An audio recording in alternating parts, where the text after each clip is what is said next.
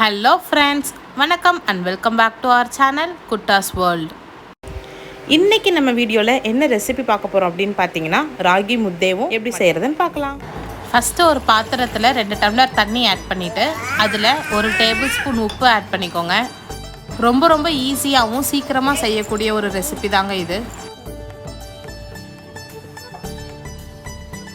Salt add பண்ணதுக்கப்புறமா 1 teaspoon key add பண்ணிக்கோங்க. 2 table spoon ragi மாவு ஒரு சின்ன பவுலில் எடுத்துகிட்டு அதை லைட்டாக தண்ணி ஊற்றி எந்த ஒரு லம்ஸும் இல்லாமல் நல்லா மிக்ஸ் பண்ணி வச்சுக்கோங்க. இப்போ நம்ம மிக்ஸ் பண்ணி வச்சுருக்க ராகி மாவை வந்துட்டு அந்த வாட்டரில் ஆட் பண்ணிக்கலாம். ஆட் பண்ணதுக்கப்புறமா நல்லா மிக்ஸ் பண்ணி விட்டுக்கோங்க. இப்போது நான் 1.5 கப்பு ராகி மாவை மறுபடியும் அதில் ஆட் பண்ணுறேன்.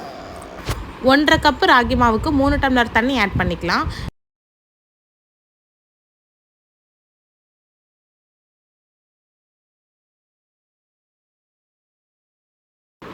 ராகி மாவு ஆட் பண்ணதுக்கப்புறமா தட்டை வச்சு மூடி வச்சுக்கலாம். கரெக்டாக ஒரு கொதி வரட்டும்.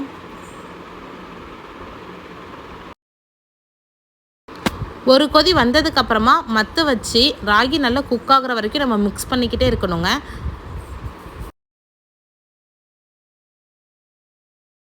லம்ஸ் ஃபார்ம் ஆகாத அளவுக்கு நல்லா மிக்ஸ் பண்ணிக்கிட்டே இருக்கணும்.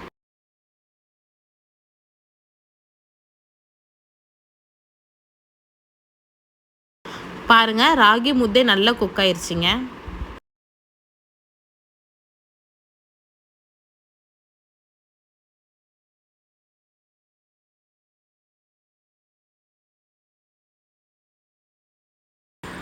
ராகி முத்தை குக் ஆனதுக்கப்புறமா அந்த ஹீட்லேயே நம்ம அதை உருண்டை மாதிரி உருட்டி வச்சுக்கலாம். உருண்டை உருட்டுறதுக்கு முன்னாடி ஃபஸ்ட்டு உங்கள் கையில் கொஞ்சமாக நல்லெண்ணெய் இருந்தால் அதை அப்ளை பண்ணிக்கோங்க. நல்லெண்ணெய் இல்லாதவங்க கீயுமே அப்ளை பண்ணிக்கலாம்.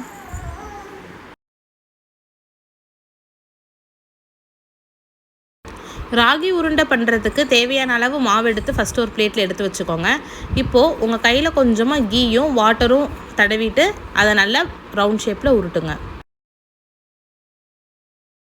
இந்த களி உருண்டை உருட்டும் போது கை ரொம்பவே சூடாக இருக்குங்க. அந்த டைமில் ஒரு 2-3 தடவை நீங்கள் உங்கள் கையில் வாட்டர் அப்ளை பண்ணிவிட்டு உருட்டும் போது உங்களுக்கு கையிலேயே அந்த அளவுக்கு சூடும் தெரியாதுங்க. அந்த மாவு ரொம்ப உங்கள் கையில் ஒட்டவும் ஒட்டாது.